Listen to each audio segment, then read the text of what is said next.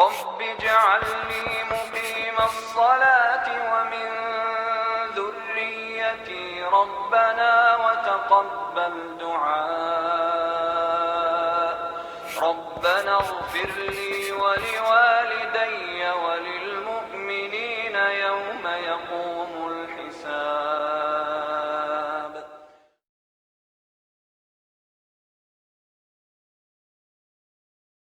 Assalamualaikum warahmatullahi wabarakatuh. Innal hamdalillah nahmaduhu wa nasta'inuhu wa nastaghfiruh. Wa na'udzu billahi min shururi anfusina wa sayyiati a'malina. May yahdihillahu fahuwal muhtadi wa may yudlil falan tajida lahu waliyyan mursyida. Asyhadu an la ilaha illallah wahdahu la syarika lah wa asyhadu anna Muhammadan 'abduhu wa rasuluhu alladzi la nabiyya ba'dah. Wa qala Allah subhanahu wa ta'ala يا أيها الذين آمنوا اتقوا الله حق تقاته ولا تموتن إلا وأنتم مسلمون وقال عز من قال يا أيها الذين آمنوا اتقوا الله وقولوا قولا سديدا يصلح لكم أعمالكم ويغفر لكم ذنوبكم ومن يطع الله ورسوله فقد فاز فوزا عظيما يا أيها الناس اتقوا ربكم الذي خلقكم من نفس واحدة وخلق منها زوجها وبث منهما رجالا كثيرا ونساء واتقوا الله الذي تساءلون به والأرحام إن الله كان عليكم رقيبا أما بعد إن أصدق الحديث كتاب الله وخير الهدي هدي محمد صلى الله عليه وسلم وشر الأمور محدثاتها وكل محدثة بدعة وكل بدعة ضلالة وكل ضلالة في النار. Kaum muslimin dan kaum muslimat, para pemirsa Rosat TV dan pendengar radio Medan Mengaji dimanapun Anda berada, alhamdulillah Allah Subhanahu wa taala masih memudahkan kita untuk melanjutkan kajian An-Nida ilal Murabbin wal Murabbiyat.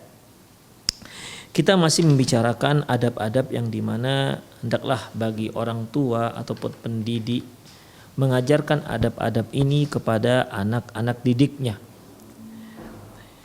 Ikhwah rahimanallahu wa iyyakum, sedikit kita ulang ya, di antara adab Islamiyah yang telah kita bahas seperti an-nazafah, yaitu kebersihan, mengajarkan kepada anak-anak kita agar terbiasa dengan kebersihan, menjaga kebersihan badan, menjaga kebersihan pakaiannya, menjaga kebersihan ruangannya, tempat tidurnya, dan lain-lainnya. Kemudian ikhwah, yang kedua yaitu mengajarkan kepada mereka bagaimana bermuamalah dengan orang lain. Dan kemudian juga hendaklah dia diajarkan memiliki sifat al-insaf wal qabul haq. Dia hendaklah insaf, mengakui akan kebenaran dan menerima kebenaran tersebut. Demikian juga jika dia melakukan kesalahan dan dia harus mengakui kesalahan tersebut. Ya, dia harus mengakui kesalahan tersebut dan tentunya dia harus bertaubat atas kesalahan-kesalahan yang dia lakukan. Kemudian ikhwah, yang keenam yaitu al-istislamu li awamiriddin. Hendaklah dia pasrah dengan semua perintah-perintah yang disebutkan Allah Subhanahu wa taala dalam agama Islam, sebagaimana yang telah kita paparkan bahwasanya pasrahnya seorang manusia untuk melakukan apa saja yang diperintahkan oleh Allah Subhanahu wa taala dan meninggalkan apa saja yang dilarang oleh Allah Subhanahu wa taala, ini sebenarnya menguntungkan untuk dirinya sendiri, maslahat untuk dirinya sendiri. Karena setiap kali Allah Subhanahu wa taala menyuruh seseorang untuk melakukan suatu perbuatan, ketahuilah hal itu pasti ada keuntungan untuk dirinya. Dan demikian juga setiap perkara yang dilarang oleh Allah Subhanahu wa taala, maka jika dilakukan oleh seorang manusia dan dia tahu itu dia haramkan, ketahuilah apa saja yang dilarang dan dia apalagi diharamkan, maka jika dilanggar, maka hal itu akan merugikan diri kita sendiri. Dengan demikian ikhwah, ya, mungkin dengan cara seperti ini lebih mudah untuk melaksanakan kita lebih mudah untuk melaksanakan apa yang diperintahkan oleh Allah dan menjauhkan apa saja yang dilarang oleh Allah Subhanahu wa taala. Kemudian ikhwah, yaitu bersikap adil. Ya, bersikap adil. Kemudian kita ajarkan juga kepada mereka bagaimana hukukul jar, hak dari tetangga, karena memang tetangga ikhwah posisi mereka sangat dekat dengan kita. Kalau terjadi apa-apa di rumah kita, maka tetanggalah orang yang pertama tahu tentang kejadian-kejadian yang ada di rumah kita. Rasulullah sallallahu alaihi wasallam mengatakan, "Man kana yu'minu billahi wal yaumil akhir falyukrim jarahu." Barang siapa yang beriman terhadap Allah dan hari akhirat, hendaklah dia muliakan tetangganya. Demikian juga ikhwah yang terakhir yang telah kita bahas, yaitu al-wafa' bil wa'd. Senantiasa melaksanakan janji. Jangan mengingkari ataupun jangan menjadi seorang yang pungkir janji. Karena pungkir janji adalah satu dosa dan itu dilarang dalam Islam. Bahkan ikhwah, ini merupakan salah satu tanda-tanda sifat orang munafik. Rasulullah Shallallahu Alaihi Wasallam bersabda, ayatul munafiqu thalathan, bahwasanya ayatul munafik thalasun, bahwasanya tanda-tanda orang munafik itu ada 3. Idza haddatsa kadzaba, apabila dia berbicara maka dia bohong, dia berdusta. Semakin sering seorang melakukan kedustaan, maka semakin kuat tanda-tanda munafik itu dalam dirinya. Rasulullah Shallallahu Alaihi Wasallam pernah bersabda, "Iyyakum wal kadhib, fa innal kadhiba yahdi ilal fujur, wa innal fujura yahdi ilan nar." Hati-hati kalian dengan berkata bohong, karena perkataan bohong itu akan menjerumuskan seseorang pada perbuatan-perbuatan buruk yang lainnya. Dan perbuatan-perbuatan buruk tentunya akan menjerumuskan si pelakunya ke dalam neraka jahanam. Innar rajula yakdzibu wa yahtaharul kadzib. Sungguhnya seorang itu berdusta dan akhirnya sering berdusta, hatta kataballahu indahu kadzaban, hingga Allah Subhanahu wa taala tuliskan di sisinya bahwasanya orang tersebut kadzab. Bukan kadzib tapi kadzab. Kadzib yaitu seorang berdusta, pendusta, seorang yang berdusta. Kalau kadzab seorang pendusta, yaitu memang sering melakukan kedustaan. Dan dusta ikhwah termasuk salah satu dosa besar. Bahkan Rasulullah Shallallahu Alaihi Wasallam mengatakan terkait dengan dusta, la takdzib wa in kunta mazihan. Jangan kamu berdusta walaupun kamu sedang bercanda. Jangan kamu berdusta walaupun kamu sedang bercanda. Bahkan Rasulullah mendoakan orang yang berdusta, ya, masuk neraka wail atau celaka. Apa kata beliau? Wailun liman man yuhaddithul kadhib, man yuhaddithul qauman liyudhikahum bil kadhib. Celaka bagi seorang may yuhaddithu qauman bil kadhib liyudhikahum. Celaka bagi seorang yang bercerita bohong kepada suatu kaum hanya untuk membuat mereka tertawa. Wailul lahum, wailul lahum, wailul lahum. Celaka mereka, celaka mereka, celaka mereka. Jadi kalau ada seorang yang membuat cerita, ya, cerita yang dia karang-karang, ya, yang dia karang-karang agar orang, tujuannya agar orang-orang tertawa dengan hasil cerita yang dia karang-karang ini, maka orang ini wailun, kata Rasulullah. Wailun maknanya bisa neraka wail, wailun artinya juga bisa artinya celaka. Ya, kedua-duanya merupakan suatu perbuatan, merupakan ancaman yang besar bagi orang-orang yang sengaja berdusta dengan walaupun tujuannya hanya membuat orang itu tertawa. Demikian ikhwah rahimanallah. Jadi yang sampai seperti ini, ikhwah Rasulullah melarangnya. Apalagi dalam cerita-cerita dusta itu ada isinya meremehkan seseorang atau meremehkan suatu suku, maka lebih parah lagi ikhwah larangannya. Ya, di situ ada cerita dusta untuk membuat orang tertawa, dan di situ ada mengandung meremehkan orang lain. Sementara Allah Subhanahu wa taala mengatakan, ya ayyuhalladzina amanu la yaskhar qaumun min qaumin asa ayyakunu khairam minhum wala nisa'um min nisa'in asa ayyakunna khairal lahun. Wahai orang-orang yang beriman, janganlah satu kaum itu meremehkan orang lain, kaum yang lain, karena bisa saja kaum yang diremehkan lebih baik ketimbang yang meremehkan. Demikian juga kaum wanita. Janganlah kaum wanita meremehkan wanita yang lain, karena bisa saja wanita yang diremehkan lebih baik ketimbang yang meremehkan. Demikian ikhwah. Oleh karena itu, ya jangan berdusta. Ayatul munafik salatun. Tanda orang munafik ada 3. Idza haddatsa kadzaba, kalau dia bicara dia berdusta. Wa idza tumina khana, apabila dia diberi amanah dia berkhianat. Wa idza wa'ada akhlafa, dan apabila dia berjanji dia pun ingkar akan janjinya. Oleh karena itu ikhwah, kita sebagai orang tua ajarkan kepada anak-anak kita jangan sampai suka pungkir dari janji. Ya, pungkir dari janji. Dan kita juga seperti itu.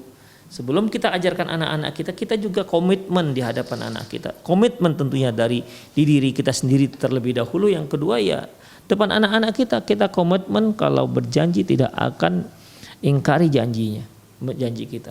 Berapa banyak orang tua ketika dia berjanji, misalnya ketika dia mau pergi ke kantor, kemudian anaknya meraung-raung minta ikut, kemudian dia janjikan nanti kalau bapak pulang, bapak akan belikan coklat misalnya. Ternyata ketika bapaknya pulang tak dibawakan apapun untuk si anak. Padahal ketika mau pergi dia sudah janji. Ini termasuk tanda-tanda orang munafik ikhwah. Ya.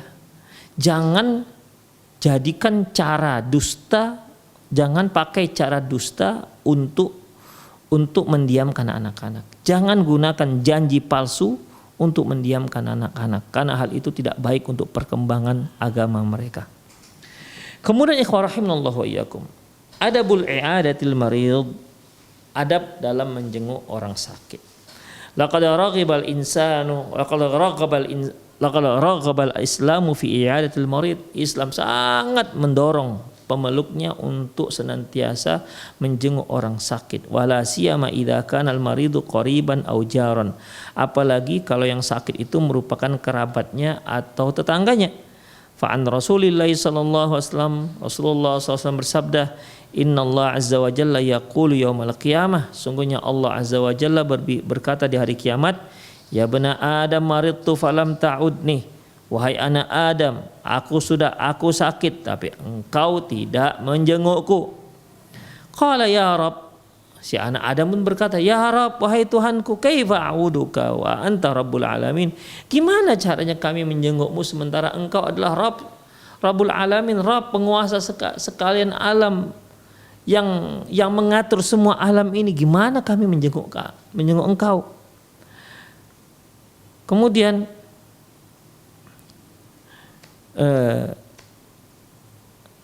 Rasulullah SAW bersabda, Innallaha azza wa jalla yaqulu yaumal qiyamah. Sungguhnya Allah Subhanahu wa taala berbicara di hari kiamat kepada anak Adam, wahai anak Adam, aku pernah sakit tapi kamu tidak menjengukku.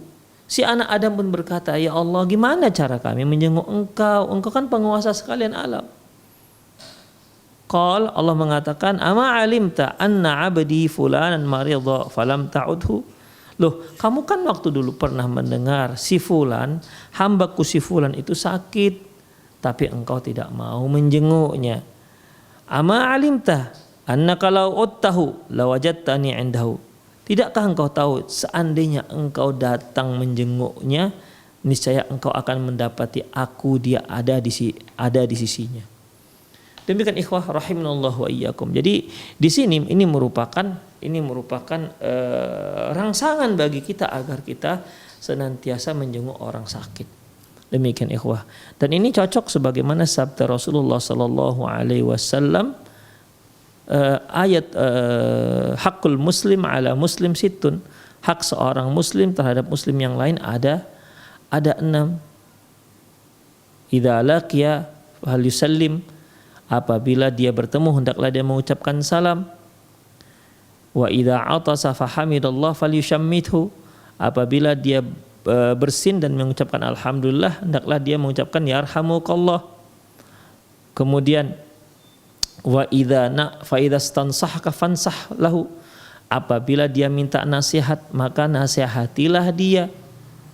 Wa idza maridha fa'udhu. Apabila dia sakit, maka jenguklah dia.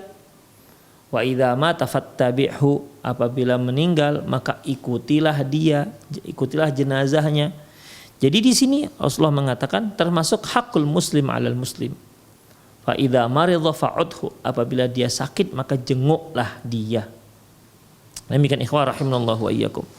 Wa min adabi i'adatil marid. Di antara contoh adab dalam menjenguk orang sakit, yang pertama yaitu antakuna ziyaratun qasir, antakuna ziyaratu qasiratan. Hendaklah ziarah itu dalam waktu yang tidak lama. Hatta la tuz'ijul maridha, hingga jangan sampai engkau mengganggu orang sakit. Farubbama kana fi hajatin ila rahatin, karena bisa saja si orang sakit itu memerlukan istirahat, waktu untuk istirahat, wa naum, ataupun tidur, au qadail hajah, atau untuk kebutuhan-kebutuhan yang lainnya. Illa idza kana ya'nasu bidzalik, kecuali memang terlihat dia senang dengan kedatanganmu dan berlama-lama di sana. Demikian ikhwah rahimanallahu wa iyyakum. Jadi dalam masalah ini jenguknya jangan lama sekali menjenguknya. Ya, jangan lama menjenguknya, sebentar saja. Datang 10 menit pulang, demikian. Kecuali kalau dia katakan, aduh jangan cepat pulanglah, di sini aja dulu, nanti aja pulangnya, begitu. Senang dia kita menjenguknya, senang dia kita datang menjenguknya. Demikian. Kalau nampak memang dia senang seperti itu, maka nggak apa-apa. Tapi kalau dia tidak ngomong apa-apa, maka segera pulang. Ya, segera pulang, jenguk sebentar dan langsung pulang. Tidak usah berlama-lama, apalagi kalau yang menjenguk itu 2 atau 3 orang, malah mereka yang bertiga yang ngobrol di situ, sementara yang sakit yang sakit mendengarkannya saja. Demikian ikhwah, ya. Jadi jenguklah orang sakit, tapi jangan berlama-lama di sana. Cukup sekedarnya saja, 10 atau 15 menit itu udah lama, segeralah pulang. Pamit, ya. Karena orang yang sedang sakit ini bisa saja dia kepingin istirahat, kepingin banyak tidur, ya. Demikian ikhwah. Sekali lagi, kecuali kalau terlihat dia memang suka dengan kedatangan kita dan dia menahan kita untuk pulang. Jangan pulang cepat, nanti aja pulangnya. Maka pada waktu itu kita boleh untuk berlama-lama di sana sambil ngobrol dengan si orang yang sedang sakit tersebut. Yang B, alla tukthirul kalam indah. Jangan banyak bicara di sana. Ya. Wa alla tutallibu minhu qissata maridih. Tidak usah minta gimana kisah dia sampai jatuh sakit. Kan ini sering gimana kok bisa sakit? Begitu. Gimana akhi kok bisa sakit? Gimana ceritanya? Demikian ikhwah. Ya sebenarnya ini terkait dengan si orang yang sakit sih ya sebenarnya. Kalau terlihat dia lemes, ya dia nampak lemes, maka jangan diminta gimana, ceritakanlah gimana kok sampai kamu bisa sakit. Demikian. Atau mungkin terjadi accident, belanggar kemudian masuk rumah sakit, di opname mungkin ada yang patah. Itu nggak usah minta diceritakan gimana kok bisa belanggar, apa ceritanya. Demikian ikhwan. Kalau dia nampak lemes tapi perlu istirahat, udahlah, enggak usah diminta cerita. Tapi kalau dia menceritakan menggebu-gebu, tampak semangat menceritakan, boleh. Ya, saya pernah menjenguk seorang sedang sakit, sakit diabetes, gula, kakinya menghitam. Ketika ditanya gimana ini prosesnya, kok bisa cepat sekali kaki menghitam seperti ini. Masya Allah, dia menceritakan sangat detail seolah-olah kita berada di tempat itu. Nampak dia suka menceritakan, enggak apa-apa kalau seperti itu. Ya. Kalau kita lihat nampak dia suka menceritakannya detail, Masya Allah, dia menceritakan detail. Ya. Demikian. Orang yang kita jenguk, dia bisa menceritakan dengan detail. Mulai dari awal dia terkena sampai detik terakhir kita datang. Masya Allah. Ceritanya seolah kita berada di kamarnya, melihat bagaimana kondisinya, kisahnya, mengikis daging-daging yang ada di kakinya. Masya Allah. Kalau sudah seperti itu, ya boleh, ya nggak apa-apa. Ya. Kalau sudah seperti itu, karena nampak dia suka menceritakannya, dia pandai juga menceritakannya. Demikian. Kita juga suka mendengar ceritanya. Demikian ikhwah. Tapi kalau dia nampak lemes seperti yang kita katakan tadi, janganlah diminta cerita. Ya. Nanti aja kalau dia sudah sehat kita minta detailnya bagaimana sih ceritanya. Demikian ikhwah rahimanallah wa iyyakum. Yang jim antudkhila ila qalbil marid farhah wasurura. Hendaklah dia membuat senang, ya, membuat bahagia dan senang si orang yang dikunjungi. Jangan malah membuat dia sakit, jangan malah membuat dia khawatir. Misalnya dia menjenguk seorang yang terkena penyakit tipes, temannya. Gimana akhi? Alhamdulillah. Dengan lemes dia kata alhamdulillah qadrallah ma syaa fa'ala, saya kena sakit tipes. Maka semangatkan dia. Jangan malah membuat dia semakin tak semangat. Masya Allah, kemarin ada teman saya terkena tipes beginilah pas sekali seperti yang antum terkena ini. Besoknya meninggal. Astagfirullah. Bukannya malah membuat orang semakin senang, malah menghilangkan semangatnya, malah seolah-olah kita yang datang malaikat maut jadinya, mau mencabut nyawanya. Enggak layak seperti itu ikhwah, ya. Jangan seperti itu. Demikian, kalau kita tidak bisa memasukkan bahagia, minimal jangan buat dia cemas. Jangan buat dia cemas. Demikian, wa tazidu fi amalihi bisyifa. Hingga kamu tumbuhkan optimismenya untuk sembuh. Itu ikhwah. Ya, jangan malah jadi begitu kita pulang dari menjenguknya bawaannya mau meninggal aja. Gara-gara cerita kita yang gak jelas ya. Demikian ikhwah. Bukannya menambah motivasi, memberikan motivasi, menambah optimismenya untuk supaya sembuh, malah menghilangkan semangatnya. Seharusnya kan kita katakan, enggak apa-apa, ini biasa, sakit-sakit seperti ini, sakit-sakit biasa. Biasanya ini 2-3 hari sembuh insya Allah. Demikian, jadi pun dia semangat. Jangan ceritakan ada yang meninggal gara-gara itu. Ya. Saya punya teman waktu itu dia penyakit malaria, kena sakit malaria. Mungkin sekarang udah lama lah kita nggak dengar ada orang kena sakit malaria dulu ya, sekitar 25 tahun lah yang lalu. Jadi teman itu sakit malaria. Ya, sakit malaria. Kemudian datang teman yang menjenguk menceritakan tentang sakit malaria ini. Ya, bahwasanya ada gurunya yang kena sakit malaria, meninggal dunia. Akhirnya yang dijenguk ini bukannya malah senang, nangis ikhwah. Jadi menangis gara-gara cerita teman yang menceritakan bahwasanya ada yang meninggal. Betapa rumitnya sakit malaria ini waktu itu ya. Demikian ikhwah. Akhirnya dia menangis gara-gara kita datang ya.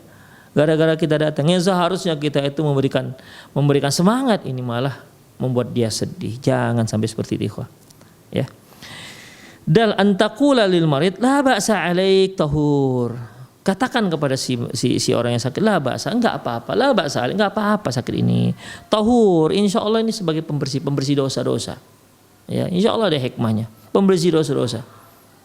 Demikian. Wa anta da'u lahu bisyifa. Dia doakan pada Allah agar dia segera sembuh. Wa qad qala Rasulullah sallallahu alaihi wasallam. Rasulullah sallallahu alaihi wasallam bersabda, "Man 'ada maridan lam yahdurhu ajaluhu faqala indahu sab'a marat as'alullah al-'azim rabbul 'arsyil 'azim ayyushfiyak." Di mana Rasulullah sallallahu alaihi wasallam mengajarkan kepada kita ketika kita menjenguk orang sakit, ya, orang sakit yang belum meninggal. Ya, tapi kalau sudah memang ajalnya mau meninggal, ya gimana lagi. Jika memang belum ajalnya, ya belum ajalnya kita berdoa 7 kali, 7 kali. As'alullahal azim Rabbal arshil azim ayyushfiyaka. 1. As'alullahal azim Rabbal arshil azim ayyushfiyaka. 2. As'alullahal azim Rabbal arshil azim ayyushfiyak. 4. As'alullahal azim Rabbal arshil azim ayyushfiyak, dan seterusnya sampai 7. Ya, 7 kali kita bacakan itu kepada orang yang kita jenguk, orang yang sedang sakit yang kita jenguk. Illa afahullah, pasti insyaallah ya Allah akan sembuhkan dia.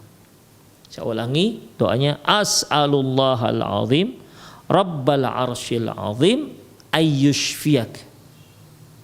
As'alullahal azim Rabbal arshil azim ayyushfiyak. 7 kali. Demikian ikhwah rahimanallah wa iyyakum. Itulah ringkas adab dalam menjenguk orang sakit secara ringkas. Adapun detailnya para pemirsa bisa melihat di buku-buku adab ya, seperti ensiklopedia adab atau Mausu'al Adab Islamiyah. Di situ ada bagian ain ya, i'adatul marid. Yang ke-11 adabun nazar, adab dalam melihat. Idza ra'a imra'atan safirah, apabila melihat seseorang melihat wanita yang safirah. Safirah ini ikhwah yang terbuka auratnya.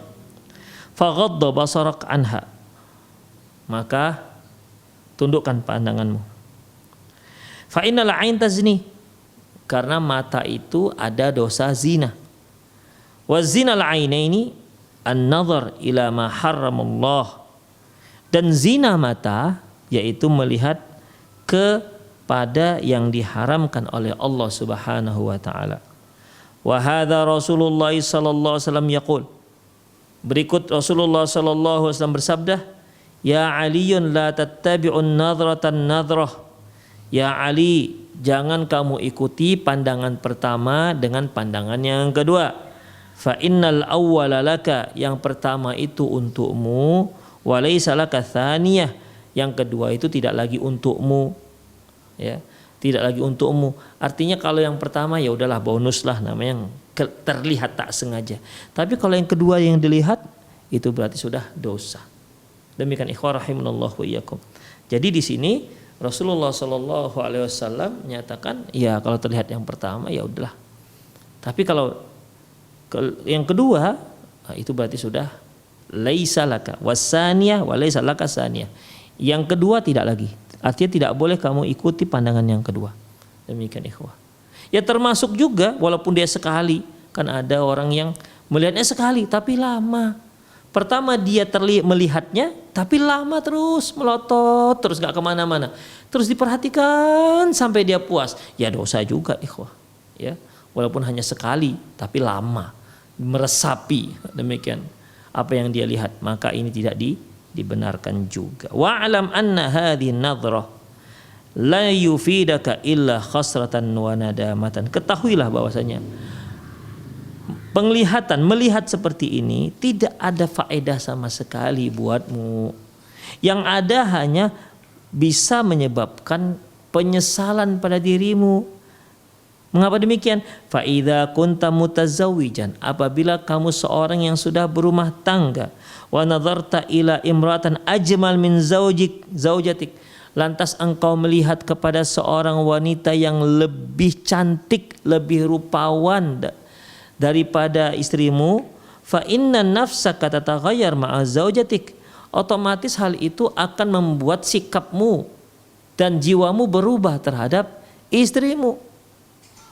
Wa yusibakal ham wan niza'u ma'a zaujatik, dan itu akan membuatmu menjadi galau, membuatmu menjadi gundah ya dengan istrimu, wan niza', dan bisa membuat pertengkaran dengan istrimu.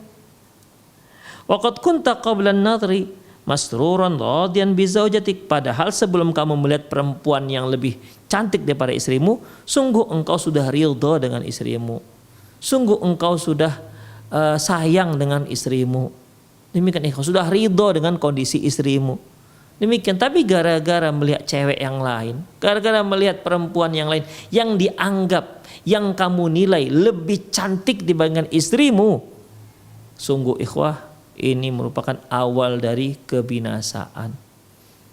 Demikian ikhwah rahimanallah wa iyyakum. Yang tadinya dia bisa senang melihat wajah istrinya, tapi ketika dia melihat ada wanita yang lebih cantik, ya, akhirnya usaha istrinya agar mendapatkan penampilan, memberikan penampilan terbaik pada suaminya menjadi tak bernilai bagi dia. Kenapa? Karena si suami telah melihat wanita yang lebih cantik. Ikhwah, di luar sana mana ada yang tidak lebih cantik? Mana ada? Demikian. Cantiknya wanita di luar itu kan dikarenakan ketemunya sekali-sekali. Coba sudah ketemu berhari-hari, apalagi ketemu mulai pagi sampai petang sampai malam. Cantik bagaimanapun akan menjadi biasa-biasa saja. Demikian, ini ibaratnya kalau kita melihat suatu pemandangan yang indah, Masya Allah. Kita ketika awal melihat pemandangan tersebut, Masya Allah, indahnya luar biasa. Coba tanya penduduk yang tinggal di tempat itu, indah nggak itu? Ya biasa-biasa saja. Indah sih indah, tapi karena hari-hari dilihat jadi biasa-biasa saja. Demikian ikhwah, sama dengan wanita juga begitu. Ya. Kalau kita terlalu lihat sana lihat sini, nggak akan pernah puas, nggak akan pernah ada wanita yang membuat menyenangkan kita. Kenapa? Karena setiap melihat yang lain ada yang lebih cantik, ada yang lebih cantik, ada yang lebih cantik. Ditambah lagi setan menghiasinya. Bahkan bisa saja seorang suami karena dia terlalu melihat sana dan sini, ya, dia di matanya seorang wanita itu cantik, bahkan jauh lebih cantik dibandingkan istrinya. Padahal orang melihat istrinya lebih cantik dibandingkan wanita yang dia lihat, yang dianggap cantik itu. Setan sudah bermain, ikhwah. Ya. Setan itu selalu menghiasi sesuatu yang sifatnya tidak halal. Yang halal itu selalu dibuat setan tuh biasa-biasa. Secantik apapun istri kita, secantik apa mungkin selangit 7 lah misalnya.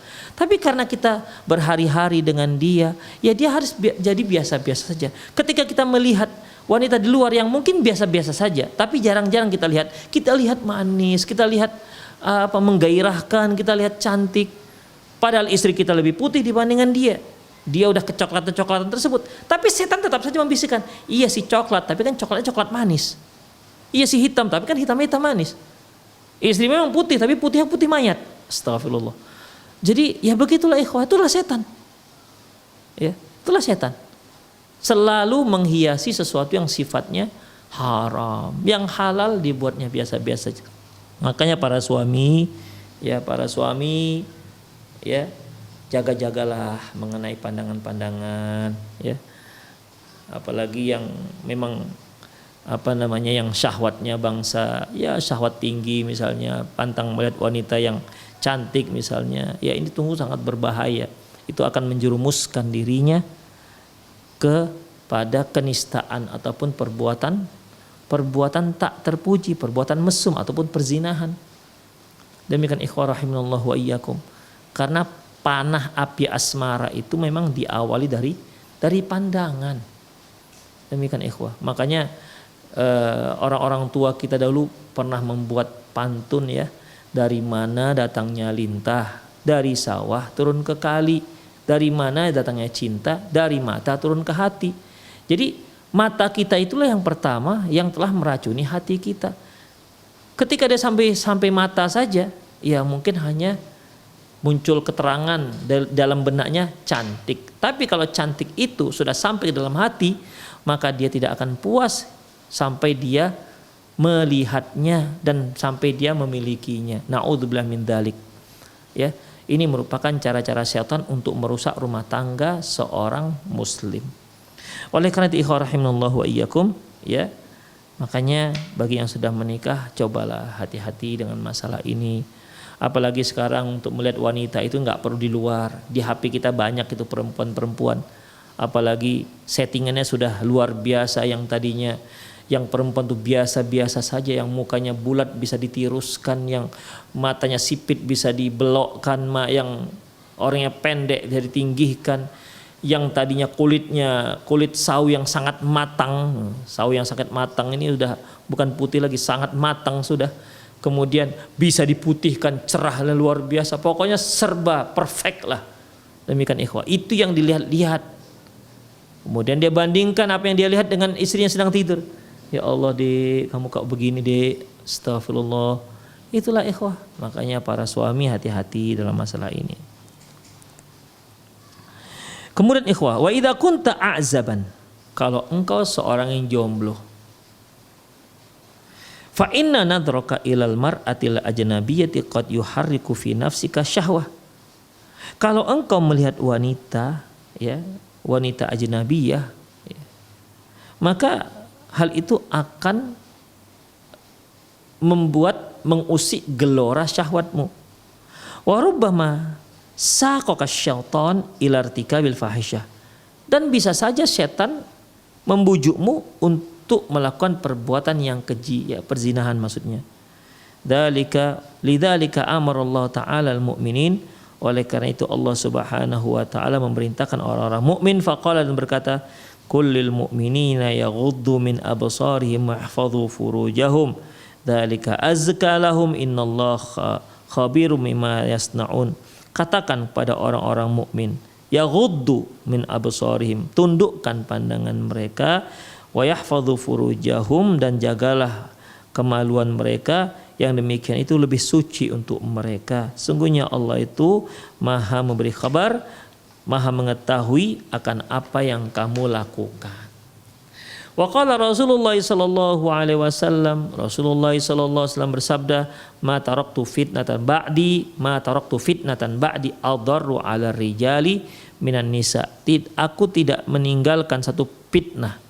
Aku tidak meninggalkan satu fitnah yang sangat berbahaya untuk laki-laki melebihi fitnah wanita. Jadi ikhwah, laki-laki ini, kaum laki-laki yang paling besar fitnahnya adalah perempuan. Demikian. Karena memang yang namanya laki-laki normal pasti dia mencintai wanita. Dan wanita mencintai laki-laki. Apabila dua hal ini gayung bersambut, maka akan terjadi perzinahan jika mereka berpasangan tanpa tuntunan syariat. Demikian ikhwah. Si wanita ingin agar kecantikannya dilihat laki-laki. Si laki-laki sangat senang melihat kecantikan perempuan. Mau bagaimana lagi? Benar-benar gayung bersambut. Demikian ikhwah rahimanallahu wa iyyakum. Jadi itulah dia. Kaum wanita ini tahu bahwasanya laki-laki itu sangat suka dengan kecantikan kaum wanita. Lekuk-lekuk tubuhnya sangat disukai oleh kaum laki-laki umumnya. Demikian. Ya, maka itulah yang mereka pamer-pamerkan di depan-depan orang ramai. Demikian, wajahnya yang elok, mungkin bodinya yang oke. Itulah yang dipamer-pamerkan di hadapan kaum laki-laki, dan laki-laki pun suka melihat yang bentuk-bentuk seperti itu. Demikian. Dan itu bentuk-bentuk yang seperti itu jika ada pada wanita. Kalau bentuk-bentuk seperti itu ada pada lembu, enggak mereka suka. Demikian. Begitulah ikhwah. Jadi selalu adanya gayung bersambut. Makanya ya, tidak ada cobaan yang paling dahsyat terhadap kaum laki-laki, paling berbahaya melebihi kaum wanita. Memang wanita itu makhluk lemah, tapi masya Allah, la haula wala quwwata illa billah, dia bisa merusak, ya, kaum laki-laki. Bahkan seorang laki-laki yang sangat prinsipil itu bisa luluh lantah dengan seorang wanita yang lembut, yang lemah gemulai. Demikian ikhwah. Bahkan seorang yang hebat, seorang yang sangat piawai, seorang yang sangat keras misalnya, ya, tegas, mungkin bisa luluh hanya dengan satu kerlingan pandangan seorang wanita. Demikian ikhwah. Wanita lemah tapi senjatanya masya Allah, ya, bisa merusak dunia. Demikianlah ikhwah rahimanallahu wa iyyakum. Makanya hati-hati bagi seorang laki-laki terhadap kaum wanita. Ma taraktu fitnatan ba'di adarru 'ala rijali minan nisa. Aku tidak tinggalkan fitnah yang paling berbahaya terhadap kaum laki-laki melebihi wanita. Itulah fitnah yang paling dahsyat bagi kaum laki-laki. Allah juga mengatakan dalam Qur'annya, zuyyina linnasi hubbus syahawat minan nisa. Sesungguhnya manusia itu, maksud laki-laki ini ya, Hubbus syahwat, suka dengan syahwat. Apa itu? Hubbus syahwat minan nisa. Di antaranya yaitu dengan wanita. Demikianlah ikhwah rahimanallahu wa iyyakum. Ya, semoga bermanfaat. Qulu qouli hadza wa astaghfirullah li wa lakum wa lisal muslimin innahu wal ghafurur rahim. Bagi para pemirsa yang ingin bertanya, Anda bisa telepon langsung melalui nomor yang sudah ada tertera di pesawat televisi Anda, atau Anda juga boleh kirimkan melalui nomor yang sama, atau Anda juga boleh langsung mengirimkan pertanyaan Anda di nomor saya ini, yaitu khusus untuk tanya jawab di 0813 600 661. 0813 600 661. Taib, kita tunggu pertanyaannya dari para pemirsa yang ingin penjelasan atau ada hal-hal yang penting untuk ditanyakan. Naam ikhwah rahimallahu ikum. Jadi intinya ya, sambil menunggu pertanyaan masuk, bahwasanya menjenguk orang sakit ya, menjenguk orang sakit, masya Allah, itu merupakan kebahagiaan bagi orang yang sakit, merupakan kebahagiaan. Dia merasa diperhatikan ya, dia merasa dirinya sesuatu begitu ketika dia dijenguk oleh teman-temannya, oleh kerabatnya, oleh tetangga-tetangganya. Coba bayangkan ikhwah, kita sakit ya, kita sakit, seorang diri sakit. Kita punya teman-teman, banyak teman kita, tapi tak seorang pun yang menjenguk. Kita punya tetangga-tetangga, tapi tak seorang tetangga pun yang datang menjenguk kita. Cobalah ikhwah, kan sedih hati kita, kemana ya tetangga-tetangga ini ya. Mungkin kita tidak mengharapkan bawaan-bawaan ataupun buah tangan yang mereka bawa. Demikian, yang paling membuat kita senang itu yaitu perhatian mereka ya, perhatian mereka. Makanya ikhwah, walaupun kita tak bawa apa-apa, tapi dengan kita datang, kemudian kita bertanya, mendoakan dia, mendoakan kesembuhan, masya Allah, ini bisa mempercepat kesembuhan teman kita tersebut. Ya, tapi tentunya dengan adab-adab yang telah kita sebutkan tadi. Demikian ikhwah rahimanallahu wa iyyakum. Ya, walaupun nggak bawa apa-apa, tapi kalau sudahlah kita datang, kita jenguk, datang membawa apa-apa, Allahu Akbar, semakin semangat dia ikhwah, semakin optimis untuk sembuh. Itulah ikhwah rahimanallahu wa iyyakum. Baik, apabila ada tangga yang sering kemasukan leluhur gitu, kalau misalnya ada acara pesta tasyakuran selalu si anak tetangga ini kemasukan, gimana kita sebagai tetangganya ya Ustadz? Yang pertama ikhwah, kita berikan masukan ya, kita berikan pengarahan. Biasanya kesurupan ini begini, penyebabnya begini, sebutkan ya. Tentunya bagi kita yang ingin memberikan pengarahan ya, kita baca-baca dulu lah ya, penyebab orang kerasukan apa kan. Cari buku-buku syar'i ya, buku-buku yang sesuai dengan sunnah Rasulullah SAW. Kan banyak buku-buku ruqyah ya, baca dulu apa penyebabnya, kemudian kasih tahu penyebabnya. Mungkin dikarenakan di rumah tersebut sering memutar musik, di situ mungkin ada patung-patung, atau di sana ada lukisan-lukisan, maka diturunkan. Demikian, diganti musik tersebut dengan apa? Tilawah surah Al-Baqarah. Demikian ikhwah ya. Jadi ya, ini sekalian untuk berdakwah. Itulah yang hanya bisa kita lakukan. Ya, kalau kita bisa meruqyah, cobalah diruqyah. Karena Rasulullah SAW mengatakan, khairukum anfa'ukum linnas, khairukum anfa'ukum linnas. Sebaik-baik kalian adalah orang yang paling bermanfaat untuk manusia yang lain. Cobalah diruqyah. Jika memang Anda bisa, ruqyahlah. Demikian. Ajarkan kepada mereka bagaimana cara ruqyah mandiri. Semoga hal itu bermanfaat. Demikian ikhwah. Karena yang namanya kerasukan ini tentunya ada satu hal yang membuat si jin ini mudah masuk ya. Mungkin karena dia sering melamun, mungkin dikarenakan dia jarang zikir pada Allah, atau mungkin dia nggak pernah sholat, atau gimana lah yang kemungkinan bisa terjadi. Jadi diajak dia untuk mentaati Allah Subhanahu wa taala, diajak dia untuk meninggalkan musik, diajak dia untuk meninggalkan